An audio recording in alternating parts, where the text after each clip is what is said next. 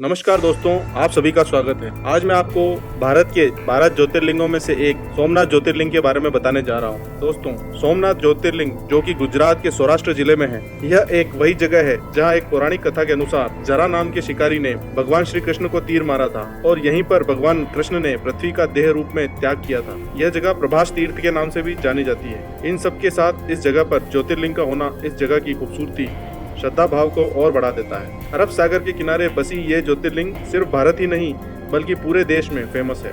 विदेश से भी सनातन धर्म पर विश्वास करने वाले लोग इस ज्योतिर्लिंग के दर्शन के लिए आते हैं। 12 ज्योतिर्लिंग में सबसे पहला स्थान रखने वाले सोमनाथ ज्योतिर्लिंग की कहानी अपने आप में बहुत ही महत्वपूर्ण है। पौराणिक कथा के अनुसार कहा जाता है कि राजा दक्ष प्रजापति की 27 बेटियां थी और इन सभी की शादी चंद्र देवता यानी चंद्रमा के साथ हुई थी। चंद्रमा अपनी सभी पत्नियों से बहुत प्यार करते थे, लेकिन वह सबसे ज्यादा रोहिणी से प्यार करते थे, जिसकी वजह से उनकी दूसरी पत्नी अक्सर नाराज रहा करती थी। एक दिन मायूस होकर सभी बेटियां अपने पिता राजा दक्ष प्रजापति के पास पहुंची।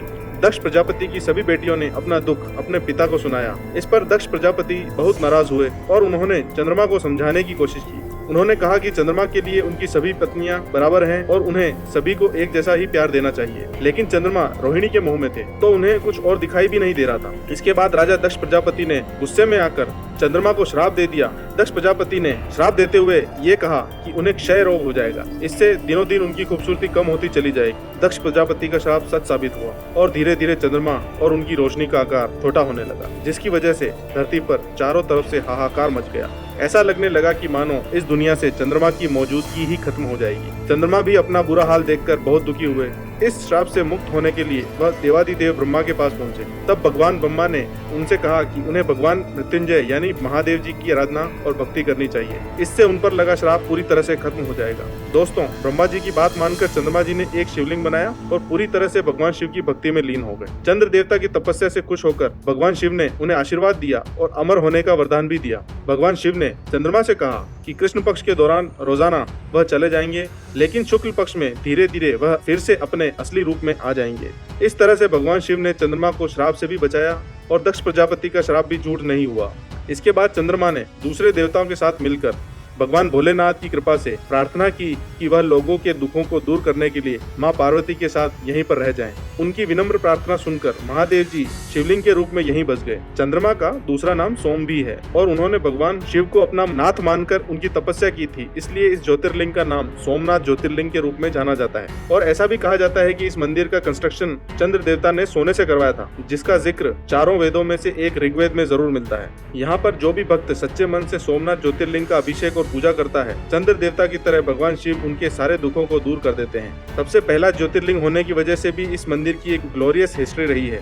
सोमनाथ ज्योतिर्लिंगों को कई बार तोड़ा गया तो इस मंदिर का कई बार कंस्ट्रक्शन भी करवाया गया। सोमनाथ ज्योतिर्लिंग का जिक्र भारत के पुराने ग्रंथ महाभारत, श्रीमद् भागवत गीता, शिव पुराण और स्कंद पुराण में भी मिलता है। इस हिसाब से अंदाजा लगाया जा सकता है कि सोमनाथ शिवलिंग कितना पुराना है। 7th सेंचुरी में वल्लभी के मैत्रिक राजाओं ने इस मंदिर को बनवाया था। अरबी गवर्नर ने इस मंदिर को डिस्ट्रॉय करने के लिए अपनी पूरी सेना भेजी थी। एक अरब के यात्री अल बरूनी ने अपने भारत की यात्रा के दौरान लिखा था और जिक्र किया था कि सोमनाथ मंदिर में खूब धन दौलत थी। यहाँ इतना ज्यादा सोना और चांदी और हीरे जवाहरात थे कि उसे लूटने की कई बार कोशिश भी हुई। ईस्वी सन 1024 में महमूद गजनवी ने अपने 5000 सैनिकों के साथ मिलकर सोमनाथ ज्योतिर्लिंग पर हमला भी किया था और मंदिर के सारे खजाने को लूट लिया था। महमूद गजनवी के बारे में भी थोड़ा जान लेते हैं फ्रेंड्स। गजनवी अफगानिस्तान में केंद्रित गजनी राजवंश का एक इम्पोर्टेंट रूलर था। वो ईरान लैंड में अपने एम्पायर के विस्तार के लिए जाना जाता था। गजनवी ने इंडिया पर 17 बार हमला किया था। महमूद गजनवी ने जब सोमनाथ ज्योतिर्लिंग पर हमला किया था तो उसने ज्योतिर्लिंग को पूरी तरह से खंडित कर दिया था। यहाँ तक कि मंदिर में लूटपाट करने के बाद वह मंदिर के दरवाजे को भी अपने साथ ले गया था। और कहा जाता है कि आगरा किले में जो दरवाजे लगे हुए हैं वह सोमनाथ मंदिर के थे। इस मंदिर के पूरी तरह से डिस्ट्रॉय हो जाने के बाद गुजरात के राजा भीम और मालवा के राजा भोज ने मिलकर इस मंदिर को फिर से बनवाया था। आजादी के बाद 1 मई 1950 को सौराष्ट्र के राजा दिग्विजय सिंह ने इस मंदिर की नींव रखी थी। 11 मई 1951 को इंडिया के first president mister Rajendra Prasad ने इस मंदिर के शिवलिंग की स्थापना की और 1962 में यह खूबसूरत मंदिर पूरी तरह से बनकर तैयार हो गया। इस मंदिर को बनवाने का पूरा क्रेडिट लौह पुरुष सरदार वल्लभ भाई पटेल को जाता है। फ्रेंड्स, मैं उम्मीद करता हूँ मेरे द्वारा दी गई जानकारी आपको अच्छी लगी होगी। अगर हाँ तो इस वीडियो को लाइक जरूर कीजिए और अपने फ्रेंड्स के साथ, अपने करीबी और मित्रों के साथ में इसे शेयर जरूर कीजिएगा। धन्यवाद।